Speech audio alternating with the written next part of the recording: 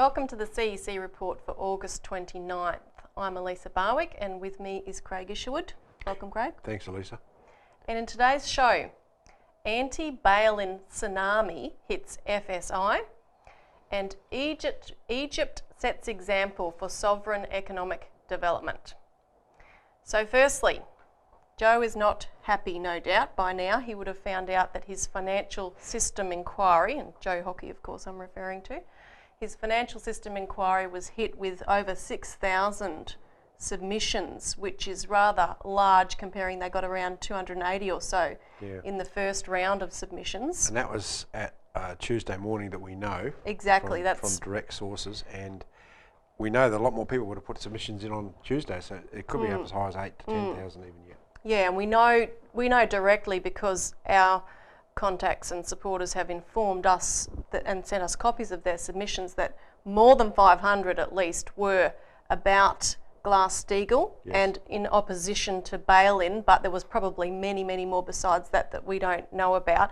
And as you said, we know directly that there were more than 6,000 because we received a call on Tuesday morning from someone from the FSI, and evidently they're aware that we have marshalled the anti-bail-in sentiment on this issue because they basically said, look, we've got so many submissions on glass-steagall, would you mind if we represented all of them under a general blanket statement calling for glass-steagall?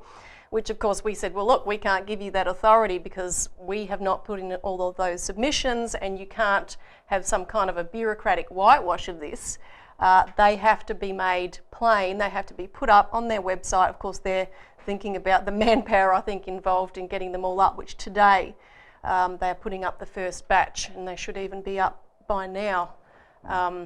So we'll see, we'll get a very good picture of exactly what's there very soon, and then further batches will follow depending how many submissions they actually have. But Craig, I don't think we've ever seen anything like this in the history of inquiries, but particularly boring financial system type inquiries, which the general public would have no interest in usually whatsoever.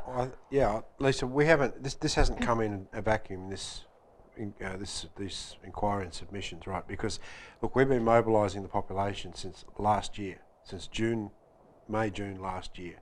We've published New Citizens on this, hands off our money basically, and people have been responding in various different ways. Now this inquiry allowed us to really focus that discontent, that disgust at the idea of people's bank accounts being frozen and stolen, and that's what they've reacted to. Now, 6,000 submissions is a tsunami effect. It's huge, and the government can't ignore it. Now, what's really going to be interesting is if the government can look and digest all of those 6,000 submissions before the G20 meeting coming up in November, or whether this is actually the whitewash that we're saying that it is, that they'll just basically come out with what their conclusions are going to be anyway.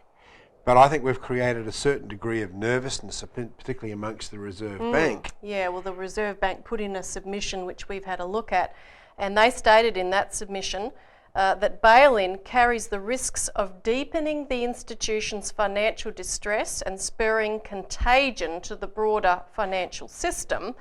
And they went on to say that these risks mean that the design and use of bail-in policy options need to be approached cautiously. So they weren't dead against it or anything like that, but they did, which is within a climate, as you said, that we've created, express a great deal of nervousness. And of course all these submissions will make not just the Reserve Bank, but Hockey and all of these guys exceedingly nervous. And the solution, Elisa, is very clear. We put that on the table, and we know that we've had over 500 submissions to the inquiry saying we need glass-steagall. We need the glass-steagall legislation as it's modelled in the 1933 bills in the United States to separate out the legitimate commercial banking side of things, which should be very conservative. That's your deposits, your mortgages, your lending for the commercial side of the economy, away from the speculative investment merchant banking. And what we've found is that that this is a scam when you constantly get this refrain where people come back to you and say, oh, we won't participate in this because we know that our deposits are safe. The financial claim scheme is going to protect our deposits up to $250,000. But see, when you look at the fine print of this, we know that the financial claim scheme cannot apply to the big four banks because they're too big to fail. So what options do they have? If the Commonwealth Bank and the National Australia Bank, Westpac and ANZ, all the big four, they have the same business model. They're highly, as we pointed out in our submission, they're highly exposed to the international money because they've got to get international loans in to prop themselves up every time, roll those loans over all the time, which is one of the reasons why the government had to extend the AAA credit rating system to the banks back in 2008, is to keep them afloat, to keep that money coming in. Now, look, if you just take one bank, like the Commonwealth Bank, for example, and say, oh, well, people think that the financial claims scheme applies to them.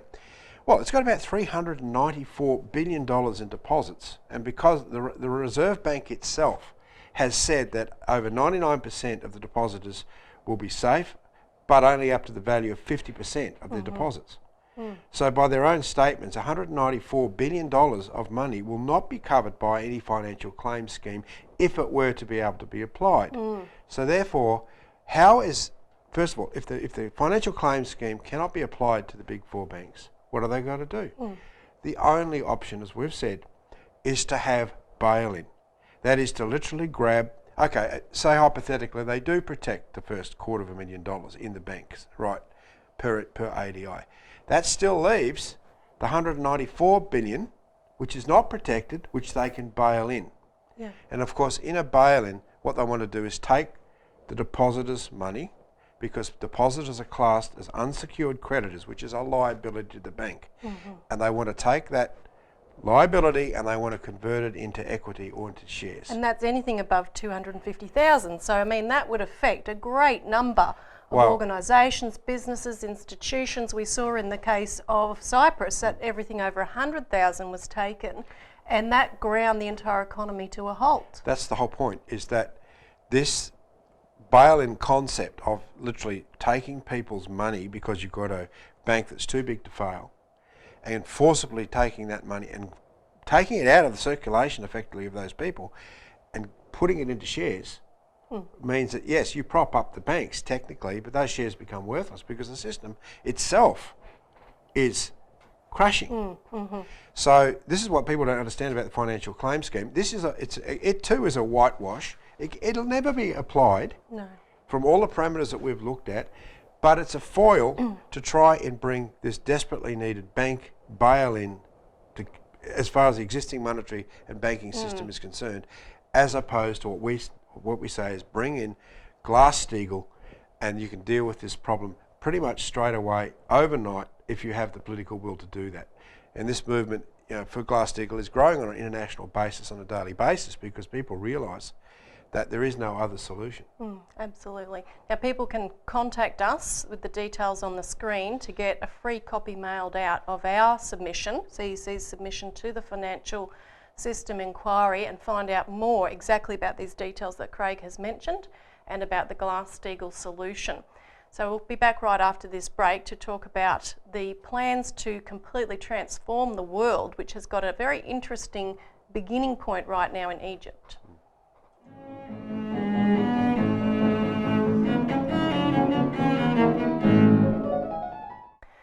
Welcome back to the CEC Report. Egypt sets example for sovereign economic development. Now, what's happening in Egypt right now is somewhat of a proof of principle of how you can turn around the economic situation overnight, and as well as we'll talk about later, the strategic situation which it has a big impact on. So we're talking here about the power of ideas and inspiring people with those ideas to change the world. And we just saw an example of that with what we spoke about in the previous segment with the FSI and people being mobilised to unleash a tsunami on the politicians, which, they will not be able to ignore that message.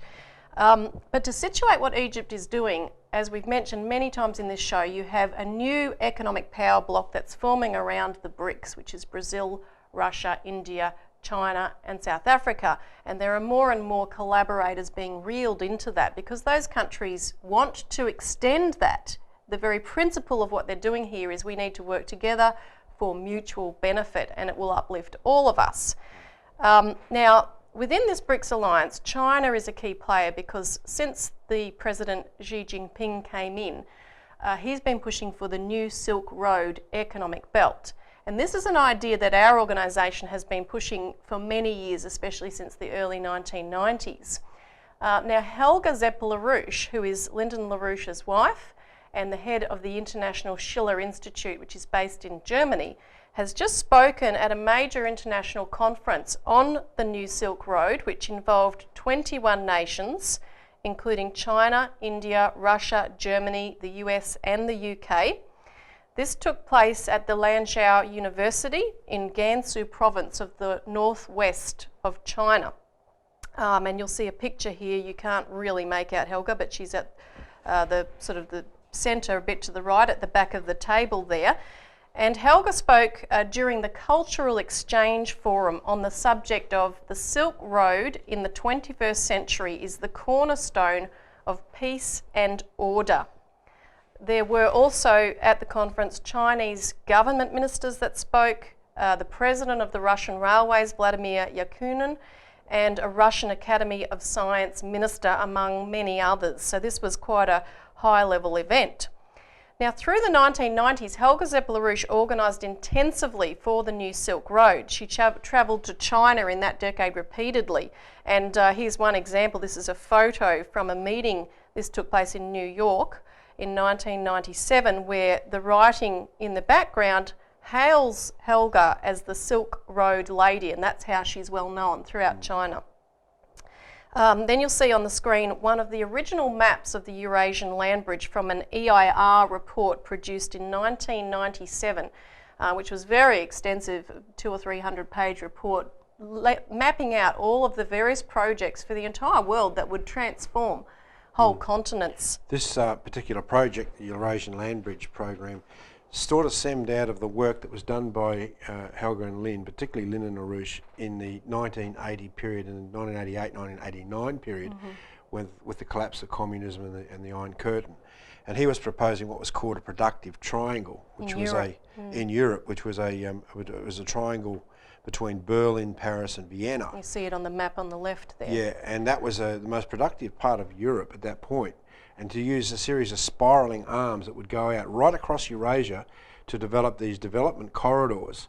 And that's what that was going to be. That was a proposal on the table in the post-communist era in that area. And partly based on Europe, because at that time, even though we were promoting these ideas, China and the other developing countries that we see like Brazil, they didn't have the standing in the world, they didn't have the power in the world that they do today. So this is where the BRICS has the potential to really push this with the help of people like ourselves that are promoting these ideas. And here you have a picture of Helga, who this was in 1996 when she spoke at a government level conference in Beijing on the Eurasian land bridge involving 34 countries, and that's at the eastern terminus of the Eurasian land bridge at the port of Lianyungyang.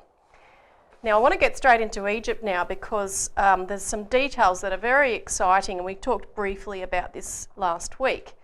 Now one of the big projects Egypt has just announced is the new Suez Canal. They're basically building a second Suez Canal in parallel to the first. This is there's a 67,000 square kilometre region bordering the canal that will be built. There'll be 6 tunnels that will be built under the canal for road and rail traffic backward and forward. A technology valley and new industrial zone will be built. And this is going to basically connect Egypt directly into the new Silk Road economic belt, because China is the biggest user of the current Suez Canal. But it's a major bottleneck where you have ships having to wait, experiencing costly delays. So the second canal is going to double the capacity of the original canal built 145 years ago. There's hundreds of bulldozers, 7,500 workers that have moved 8 million cubic metres of dirt in the first 12 days alone. And the canal, which is the figure I was looking for before, is 162 kilometres long. This is expected to create 1.5 million new jobs. And this is at a point where, of course, most of Europe has 50 to 60% unemployment of youth. Now, the engineering authority for the Egyptian Armed Forces, which is a big part of this project, has called on all unemployed Egyptians under 45 years of age to sign up for a job on this project. So one of the interesting things about this particular project, Elisa, is that unlike the previous one, this one is being funded totally internally with Egypt.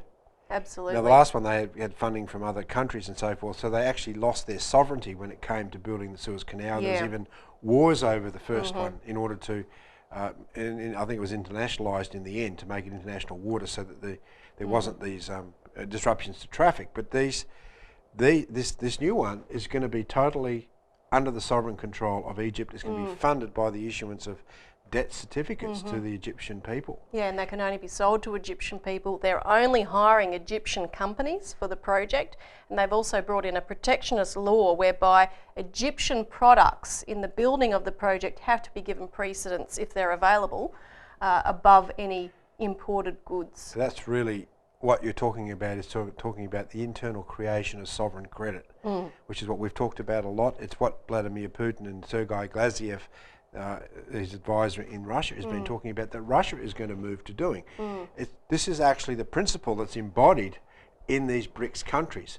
No more IMF or World Bank, but rather international institutions that can support the internal development of sovereign credit. And just imagine that for Australia. Oh yeah. What we could do with the same idea. And this is what the danger is for the British monetary system that we have now, this system built on globalisation, free trade and speculation, that this new BRICS grouping of countries is now challenging this as a new economic order. And they're terrified. Wall Street and London are terrified about this. Yeah, and you see there's a 200-kilometre zone on both sides of the canal which will be developed, and also, and you see in this next graphic, development planned all along the length of the Nile River.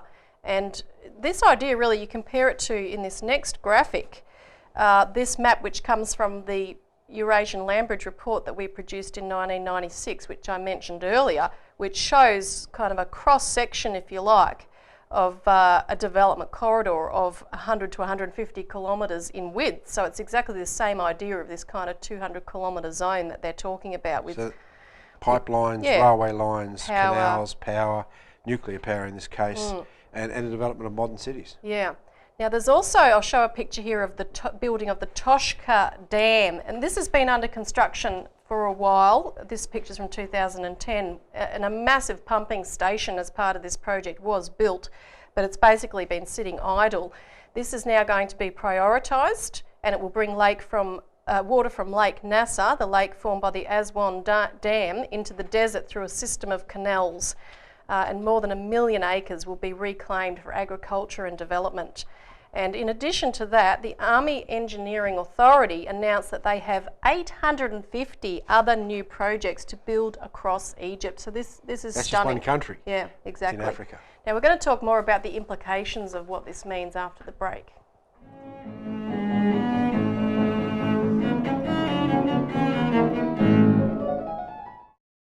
Welcome back to the CEC Report. Now just bear in mind before we go on that you can find out more about all the details of this in the Australian Alert Service.